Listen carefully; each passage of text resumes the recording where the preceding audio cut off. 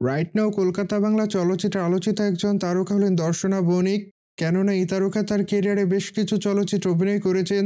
সেখানে অবশ্য তার অভিনয় তার অনুরাগীদের কাছে ভালো লাগে। ঠিক এই জন্য অবশ্য অল্প সময়ে দর্শকদের মাঝে আলোচনায়।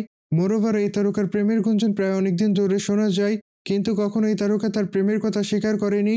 যদিও মাত্র কয়েকদিন আগে শোনা যায় এই তারকা সৌরভ দাসকে বিয়ে করবেন, কিন্তু তখন অবশ্য এই অভিনেত্রী সে বিষয়টি তেমনভাবে খোলাসা করে বলেননি। কিন্তু বর্তমানে জানা যায় সৌরভ এবং দর্শনা বণিক বিবাহ বন্ধনে আবদ্ধ হন। যদিও বর্তমানে তাদের বিয়ের ছবি সোশ্যাল মিডিয়ায় ভাইরাল। সেখানে অবশ্য বেনারসি পরে কনেরূপে দেখা যায় দর্শনা বণিককে। মোরওভার অনেকটা জাঁকজমক করে বিয়ে করেন এই দুই তারকা।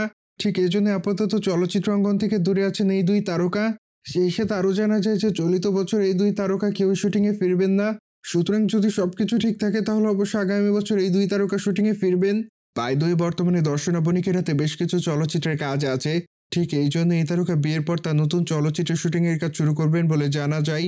কিন্তু যেহেতু বর্তমানে এই তারকার বিয়ে হয়েছে, ঠিক এই জন্য আপাতত এই তারকা চলচ্চিত্র অঙ্গন থেকে দূরে আছেন। সেই জন্য অবশ্য আগামী বছর এই তারকা শুটিংয়ে ফিরবেন বলে জানা যায়। অন্যদিকে বর্তমানে দর্শনা বণিক অভিনীত বেশ কিছু চলচ্চিত্র আছে মুক্তির অপেক্ষায়।